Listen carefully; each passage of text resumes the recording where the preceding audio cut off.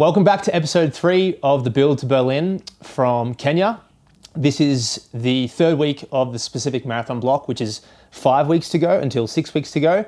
I tell all the people that I coach over at the Sweat Elite Coaching Academy that this week, as in the week that we're about to recap, and the following 2 weeks are probably the 3 most important weeks of training when you're sort of 3 weeks out to 6 weeks out from a marathon. Of course, the entire 10 weeks leading in, or you could argue even 12, 14 weeks leading in are important. But I think these 3 weeks are the most important to try and be as consistent as possible and to try and be as hitting the workouts as well as you possibly can. So we left off with the Eldoret Half Marathon on Sunday, which was the 13th of August, which we recapped in the previous video.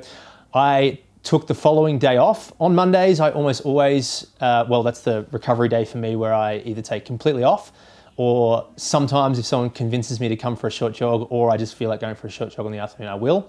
In this case, I did not. I took the Monday completely off. And on Tuesday morning, we headed down to Eldoret Track and were very, I wouldn't say surprised, but we were very fortunate to have the two fastest male marathoners in the world, in history, both training at the same track at the same time.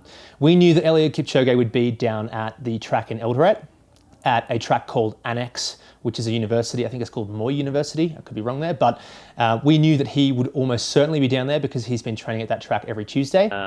We ventured down here very early, got up at 5, left at 5:15, here by 6:05. Cool to watch the GOAT in action.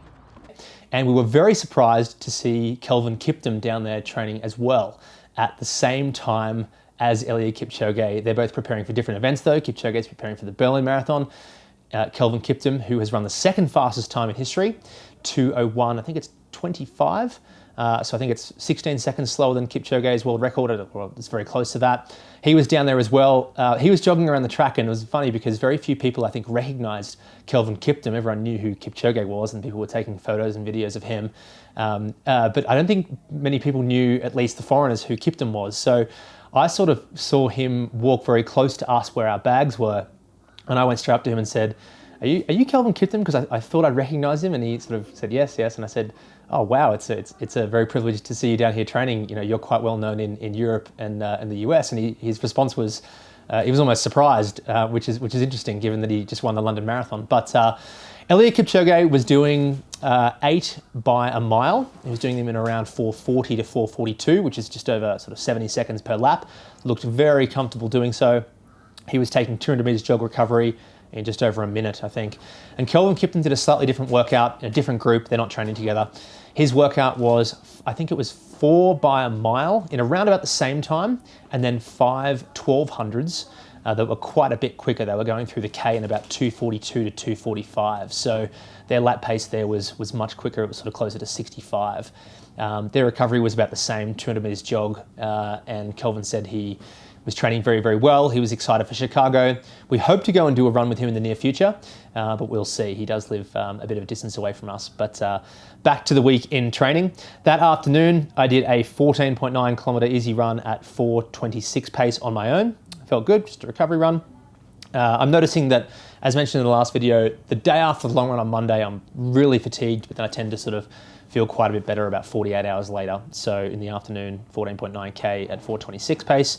The following day was an interval session, which was a shoe review for Top 4 Running. We wanted to try and be a bit creative with the shoe review that we wanted to do with Top 4 Running. Top 4 Running, our brand partner that provides me with a lot of shoes to test and train in.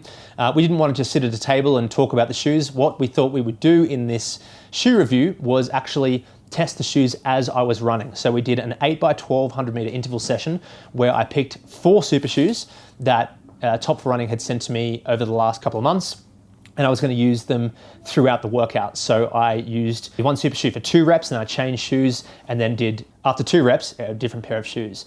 So I used the Mizuno Rebellion Pro, Wave Rebellion Pros, the Nike Next Vaporfly 2s, the Asics Metaspeed Sky, and also the On Running Cloud Boom Echo 3. So we'll show you all that at the end of this episode as to how I rated them throughout the workout. But the workout was 8 by 1200 with 2.5 minutes rest.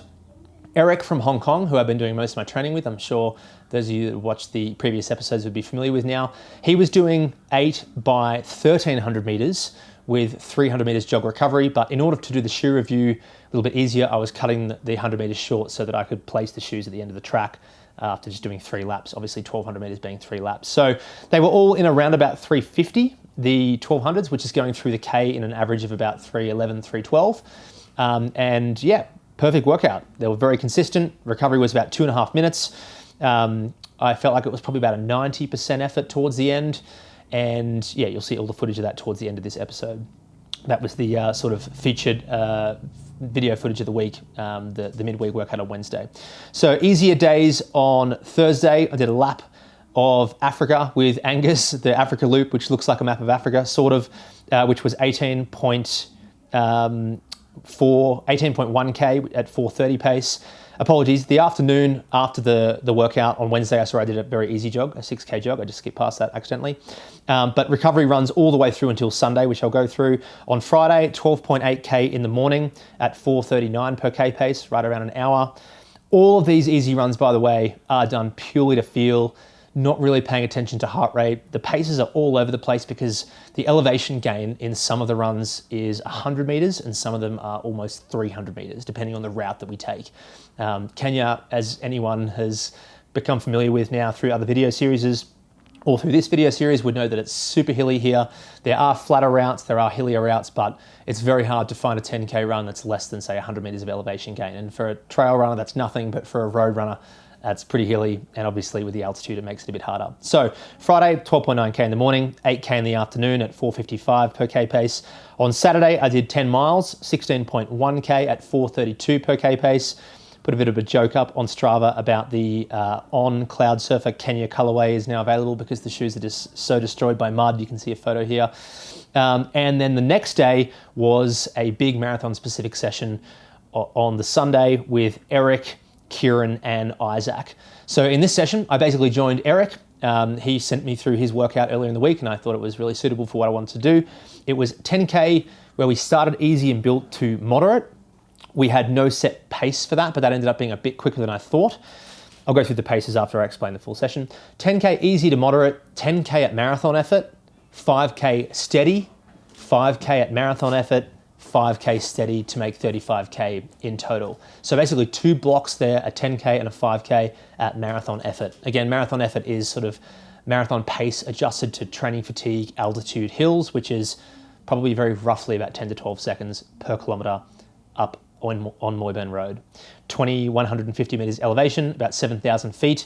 I say this all the time, these adjustments are very rough. They're basically what marathon pace should feel like. So we ended up being 4:17 down to 3:47 per K pace in the first 10K, easy to moderate.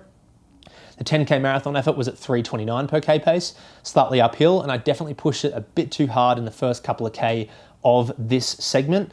And when you're pushing a little bit hard uphill at altitude in Kenya, you can easily blow over the threshold and it makes the entire rest of the workout a little bit hard, which is what happened to me in this workout, but definitely lesson learned. I held on for the rest of the workout reasonably well. So the 10K marathon effort was at 3:29 per K pace.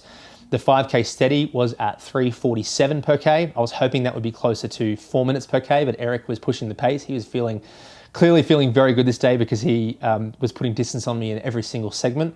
It's awesome to see him rounding into such good shape leading into Berlin.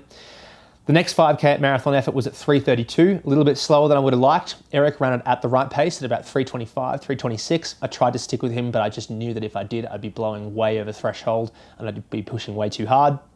And the 5K moderate at the end was at 3:56 per K, which felt probably right about the right effort. So total of 35K at 3:44 per K, although there was a couple of stops in there. We stopped after the 10K to change shoes and go to the toilet.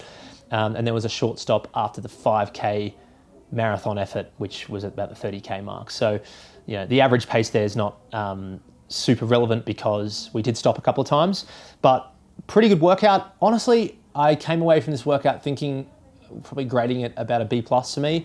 I was hoping to be able to stick with Eric in that second 5K. And I thought, well, if in the Eldoret half the week before, if I could do 21K at 3:33 pace on a tough course, I should be able to do 325 pace to 328 pace in both the 10K and the 5K segments, but I was definitely a little fatigued in the 5K segment in the 5K marathon effort towards the end there. Pretty much probably just boils down to training fatigue. You know, I think when you're training up here, I mean, when you're training anywhere and you're doing a marathon block, you're never going to nail every workout. That's part of it. A lot of people I coach expect that they do nail every workout, and I'm constantly reminding people that some days are just not great, some days are average, and I give myself sort of an average to great grading on this day. But yeah, moving on, I think the week was really solid all in all. 132K, slightly lower than the other two weeks because I took the Monday completely off, and some of the other days were slightly lower mileage. But this next week ahead, we've got some big workouts coming, and I'm looking forward to sharing those with you on next week's episode. This video series is sponsored by Soar Running, my favorite running apparel brand based out of the UK. You'll see everything I wear in this video series to be Soar Running. They produce the best singlets and the best tights and marathon shorts in the game.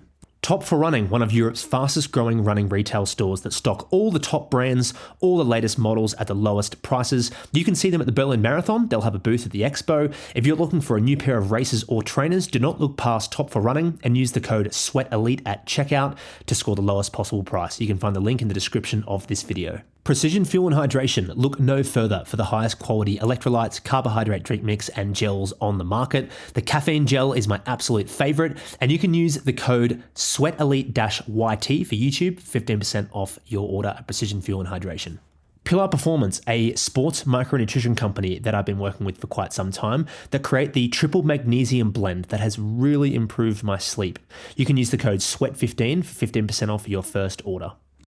HVMN's Ketone-IQ, a relatively new supplement used by many of the world's best endurance athletes, such as Sarah Hall, Cameron Worth, and others. You can use the code SWEATELITE to score a 20% off discount at checkout over at HVMN, and you can experience the magic of ketones yourself. I think I would go with 1, 2, 3, 4. But in this workout, I'm going to use them all, 2 reps each, so I can get a good comparison for it. I'll go backwards from my fourth favorite to my first. Yeah. So hopefully I feel better throughout the workout. Yes. But I wore these last week in every workout and they're really nice. But it will be really interesting to see how they are on the dirt track. Not that that's super relevant because I'm never going to race on a dirt track. But I get the feeling they might be a little bit awkward on the dirt track, but we'll see. Have you tried the Vaporfly? Since I'm in Adidas, so I forget it already. Yeah, of course. You have to stick to the Adidas. Yeah. I temporarily forgot. But speaking of Adidas, the Boston 12. It's really nice. Yeah, that was pretty good. It's actually one of my. I've said this before, but I think if I had to go on a trip to take one pair of shoes to do everything in, this is a nice shoe for that. Yes. Because you can. I would say it's not much slower than these. It's definitely not up to the level of these guys when it comes to racing. But you could race, but I feel like they are supportive enough. And also durable enough to do long runs in. Yes. Yeah, so I really like this, but I won't use it today in the workout. And what are we doing today? Today we are doing X time in a 1,300 meter in half mile pace, and we have 300 meter jogging as recovery. So, yep, I think it's pretty good. And I think I'm going to do 8 by 1200, so I can change the shoes. Yeah. And then you can jog around and I will meet you back there. Yeah, tough workout. Yeah. Let's go. How long is that warm up? 4K? Okay. 4K. Yeah, long warm up, long cool down. And then before we get into the super shoes, you're wearing the Cloud Surfers, which I've heard you say a lot of good things about. Yeah, I quite like these. I think they're, you can hardly tell they're Cloud Surfers anymore. They're so muddy, but I think I like the Asics Super Blast a little better. They just seem to be a little softer, supportive as well. But yeah, I like these for sure. I've also got the Pegasus 40, is it? I'll have to go double check with us, and I haven't really liked them, to be honest. And a lot of people have agreed with that opinion. They've been like sort of firm, a little bit heavy, a little bit clunky, and I've just generally like worn them just for casually for the most part. Yeah. Just walking around. I bought them as well. But honestly, I've been using the Boston 12s in a lot of easy runs and long runs as well, when I haven't wanted to get in the fast shoes. And they're such an impressive shoe because the price point too, I think it's one of the cheaper like non-carbon plated super shoes. I think it's $160 or might be £160, but either way, it's on the cheap end of shoes for sure. So I've been alternating mostly between the Boston 12 and the Cloud Surfer. Like the shoe game is just so good right now. Like there's just so many good shoes coming out that it's really hard. It's so hard to compete, and even Nike are struggling. But you know, they've got the Invincible, which is, I think most people are doing their easy runs in now. So I don't really know, can hear in the comments like what the use of the Pegasus really is now that the Invincible's sort of taken over as the long run shoe of choice. But today's all about the testing of the super shoes. And yeah, I'll start with the Echo Boom 3. I'll switch over to the Asics Metaspeed Sky. Then I'll switch into the Mizuno Rebellion Pro, and then I'll go with the Nike Vaporfly 2. I had good things about the 3, and maybe, possibly, I heard from Top for Running, who are sponsoring this video and have supplied me with all the shoes. Huge thank you once again to Top for Running. Hopefully they might be able to get me a pair of 3s for Berlin.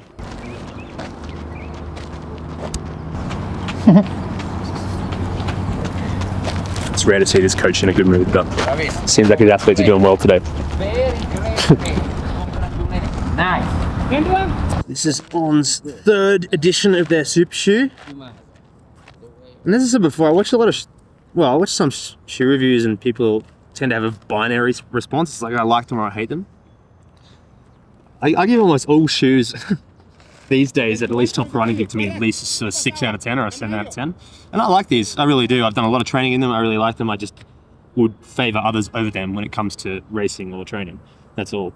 Yeah, if I had to give these a grade in terms of comfort, I'd give it, 8 out of 10. Responsiveness, maybe a 6. This is because I have trained in them quite a bit already. Speed, 7 out of 10 perhaps. But yeah, the other ones have just been a favour for now. So but yeah, we'll do the first 2 reps in these, and then we'll switch over.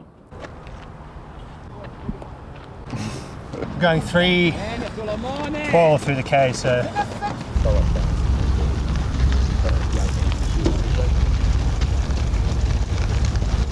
these are pretty good on the dirt. Not that most people train on a dirt track, but they're pretty stable.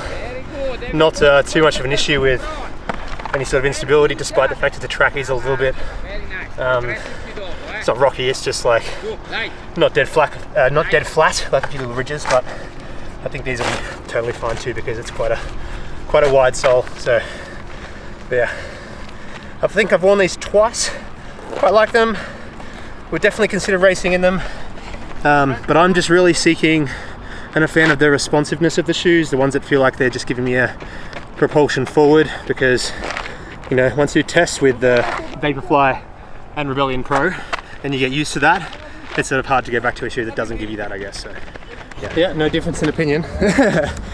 They're good, but just not that bouncy. Done with the Ons, into the Asics Metaspeed Sky.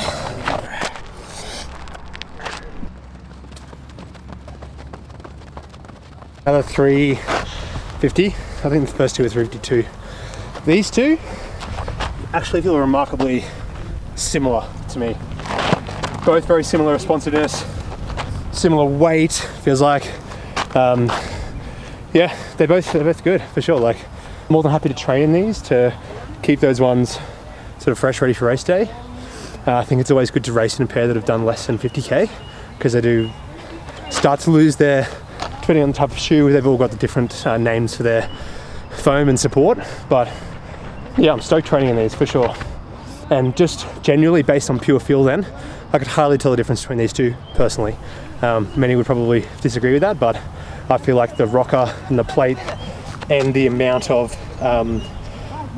propulsion I'm getting from these 2 on this dirt today feel almost the same. I could hardly tell the difference between changing shoes. So yeah, as for the workout, So far, really good. Through the K every time in 3:10, 3:11, and probably feeling like it would be 3 minutes to 3:02 at sea level, so that's good. Yeah, so I said at the start of the workout, its threshold is probably a little bit quicker than the threshold. Yo, too hard. Laces were a bit tough to take off, but maybe that's a good thing, because you want your laces to stay on in a race. Definitely wouldn't complain about that. But now into the Mizuno Rebellion Pros, one of my favorites right now.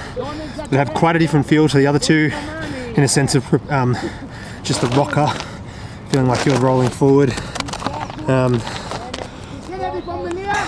The fear in these is that there's a large hole here, so wouldn't really matter on a flat road race where there's no rocks, but there are rocks here, so I don't know, there could be something, could get something stuck in there, I guess, but not really a concern for most people that are just doing road races, because there shouldn't be rocks on the road anyway, so yeah. But looking forward to getting to these and doing 2 reps in the Mizuno Rebellion Pro. They're a bit of a crazy design, eh? Like, yeah, very different looking to most super shoes. They definitely look different. And people, please correct me in the comments if I'm wrong, because I'm not sure. But I think the 40mm stack height, they've kind of maybe bent the rules a little bit here, and they've measured it somewhere here, which apparently is legal, because I feel like that, I don't know. I haven't got a tape measure here, but I feel like that's over 40mm, but I could be wrong. But I do remember hearing something about that they were sort of quite creative with that rule of sticking under the World Athletics 40mm stack height rule. But they are, from what I understand, they are legal, so yeah. All right, 2 reps in these, and I'll give you some feedback.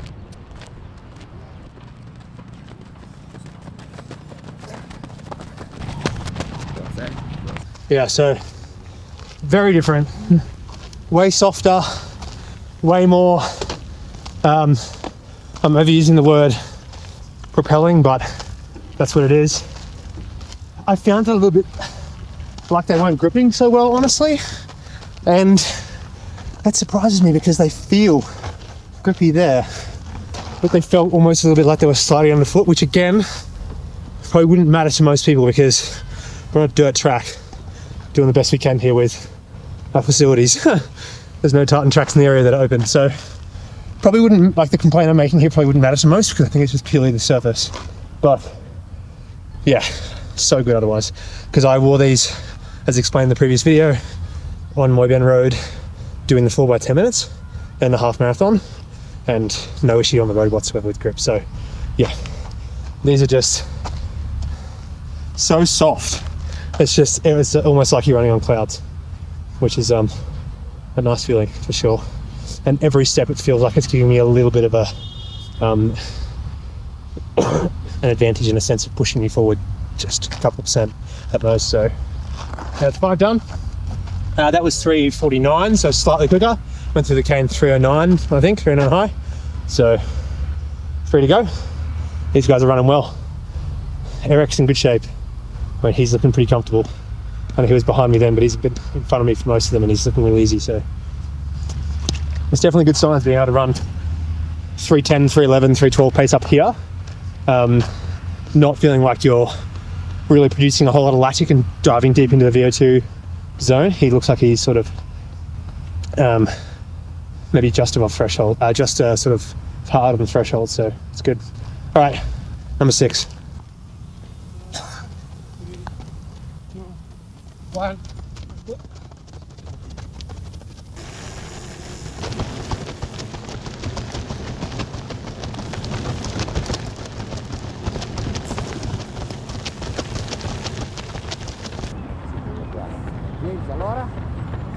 Okay, switching to the last ones. Yeah, so I love it. I love these guys. I'm definitely very willing to race a marathon on them, especially over the 2 that I used previously. Just that soft feeling is just, it's just awesome, especially towards the end of a race when you start to tire, feeling like your shoe's doing a little bit of work for you.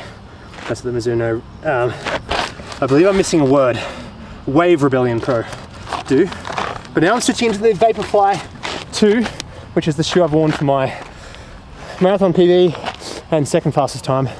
So No, sorry, my second fastest time was in the Alpha Fly, but then I also ran a 2:23 marathon training in these. So these have been probably my preferred shoe in racing to date, so most likely go with these in race as well. I feel like they're quite similar to these, maybe not quite as soft, but definitely keep you more on your forefoot. The plate keeps me more on my sort of almost feeling like it's keeping me more on my toes a little bit more. I don't know if that makes sense, but gotta get ready for this one. 3, 2, 1.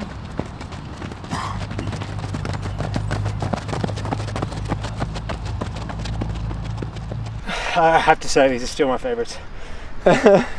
Although repeating myself, I haven't tried the 3s. I'm really excited to try them at some point.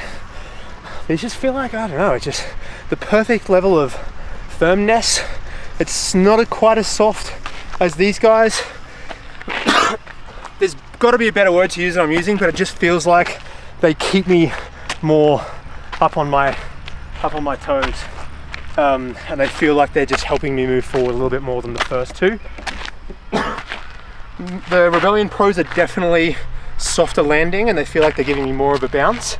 I guess if I had to sort of label any criticism, it almost feels like they are propelling me forward for sure, but these ones feel like the entire foot like in the Mizuno Rebellion Pros, it's a little bit higher in the arch, and these ones don't have that so much, which suits my foot. So I say this in every shoe review I do. Everything is like personal preference here. I know people most people like these ones, some people don't. Some people hate them, some people love them. Personally, for the shape of my foot, I feel like these just allow the foot strike to be exactly where it should be, so that I'm running more efficiently, because that was the same time, 3:49 I think, 3:50, and it probably felt the easiest out of all of them. So it's interesting after the 7th rep. All right, let's go, last one. 8, 7, 6, 5, 4, 3, 2, 1.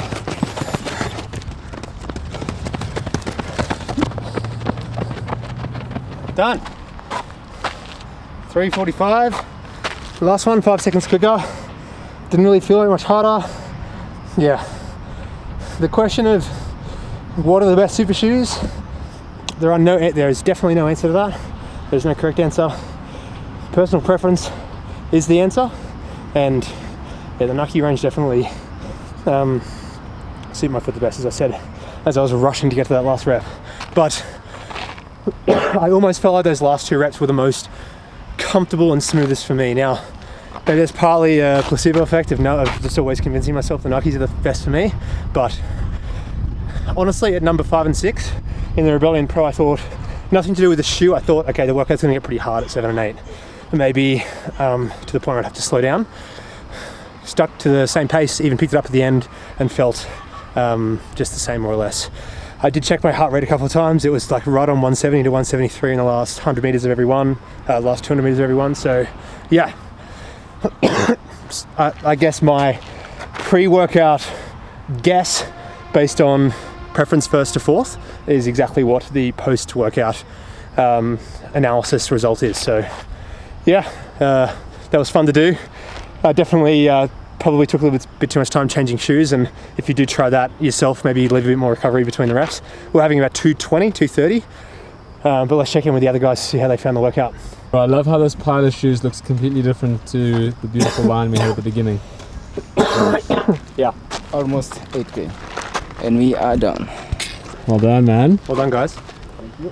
Crushed it. Isaac, on a scale of 1 to 10, 10 being as hard as you possibly can run, 1 being like easy jog, what is this workout for you?